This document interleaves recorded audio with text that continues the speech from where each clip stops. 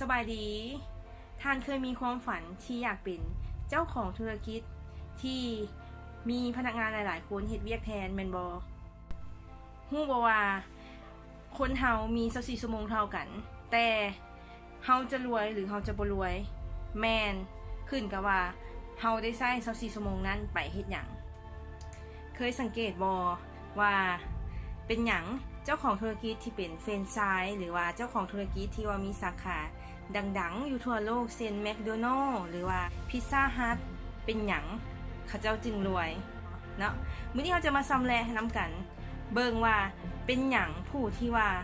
เอิ้นว่าเจ้าของธุรกิจหรือว่าเจ้าของกิจการนั่นน่ะจึงเป็นคนที่ว่ารวยและก็มีอิสรภาพทางการเงินและเขาเจ้าบ่จำเป็นจะต้องได้มาเฮ็ดเวียกเองอีกความหมายก็คือถึงแม้ว่ามื้อนี้เขาเจ้าเซาเฮ็ดเวียกหยุดพักเนาะคือมาร์ค ซักเกอร์เบิร์กจังซี่มีพนักงานหลายร้อยหลายพันคนกระจายไปทั่วโลกมื้อนี้หยุดพักแต่เงินก็ยังไหลเข้าเนาะอันนั้นเขาเจ้าเอิ้นว่าเป็น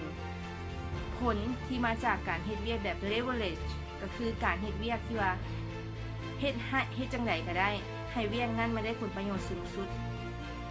โดยที่ว่าใช้เวลาคนอื่นในการเฮ็ดเวียกการใช้เวลาคนอื่นในการเฮ็ดเวียกมันแม่นหยังช่วยฟังง่ายๆก็คือการใช้เวลาการที่เฮามีองค์กรมีธุรกิจแล้วมีการจ้างพนักงานเข้ามาคนเฮามีเวลาในการเฮ็ดเวียกมื้อนึง8ชั่วโมงถ้าเฮาจ้างมา 1,000 คนก็หมายความว่า 1,000 คูณ 8ก็คือ 8,000 ชั่วโมงต่อมื้อนั่นบ่อันนี้คือการใช้เวลาคนอื่นในการเฮ็ดเวียกท่านคิดบ่ว่าก่อนธุรกิจนึงสิสร้างขึ้นมาเนาะอันที่1มันต้องมีการสต็อกสินค้ามันต้องมีการสร้างคนสร้างพนักงานต้องมีความรู้เรื่องสินค้าพนักงานต้องรู้ระบบต้องมีระบบจัดการต้องมีการขนส่งต้องมีตึกอาคารต้องมีหลายๆอย่างแต่มื้อนี้เราสามารถเริ่มต้นเป็นเจ้าของกิจการหรือว่าเจ้าของธุรกิจโดยใช้ลงทุนเกือบ0กีบบอกเลยว่าเกือบ0กีบเป็นหยังเพราะว่าในสิ่งที่เราจะมาลงทุนนั้นเป็นสิ่งที่เรามีอยู่แล้วบ่จำเป็นต้องลงทุนอย่างไรเรามีโทรศัพท์บ่มีเหรอเรามีอินเทอร์เน็ตบ่มีเรามีคอมบ่บางคนก็อาจจะมีบางคนก็อาจจะบ่มีแต่ให้รู้เลยว่ามือถือเครื่องเดียวของท่านสามารถเป็นเครื่องผลิตเงินได้ซึ่งใช้ในธุรกิจของออนไลน์เนาะซึ่งการลงทุนเกือบว่าเป็น0กีบย้อนหยังเนาะย้อนว่าสิ่งที่จะเฮ็ดให้เฮาสามารถมีรายได้กลับคืนก็คือการแบ่งปันความรู้และประสบการณ์ของตนเองและเป็นอย่างต้องเป็นธุรกิจออนไลน์ครูยกตัวอย่างให้ง่ายๆตัวอย่างครูผู้หนึ่งสอนได้8ชั่วโมงต่อมื้อสมมุติว่าครูผู้นั้นแล้วรับเวียกเป็นชั่วโมงก็คือชั่วโมงละ50,000หันถ้าเฮาไล่เฮาก็คือ5 8 40ก็คือตกมื้อนึง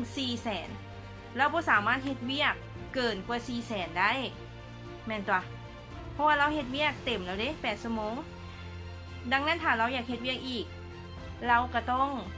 ได้ญาติเอาเวลาพักผ่อนเนาะอีก2ชั่วโมง3ชั่วโมงญาติเอาเวลาที่เราจะต้องอยู่นำครอบครัว5-6ชั่วโมงมาทุ่มใส่การสอนแม่นบ่แล้วบัดนี้ทานคิดเบิ่งว่าคนเฮาเนาะถ้าสมมุติว่าพักผ่อนบ่เพียงพอ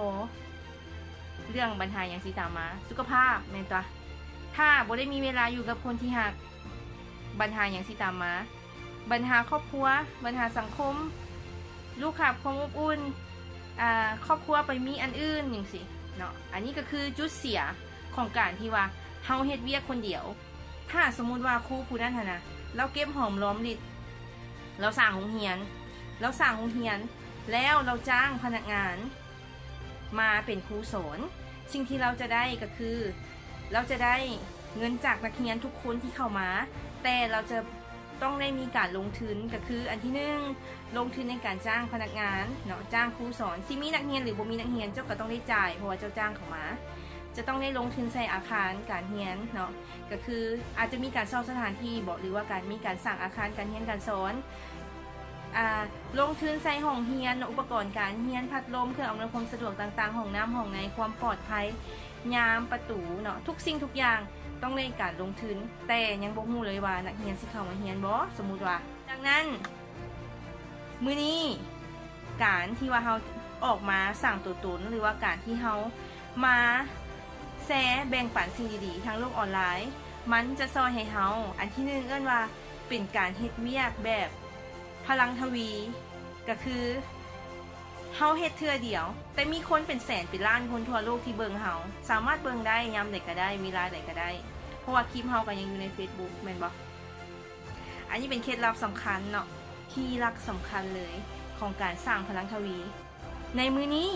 ถ้าเฮาเป็นพนักงานเงินเดือนคนหนึ่งที่ว่ามีความฝันและอยากสร้างธุรกิจ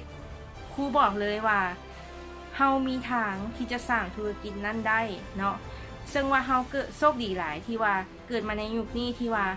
ทุกสิ่งทุกอย่างนี่แม่นสามารถหาได้ง่ายข้อมูลความรู้ทุกอย่างมีเต็มอินเทอร์เน็ตขอเพียงเฮารู้วิธี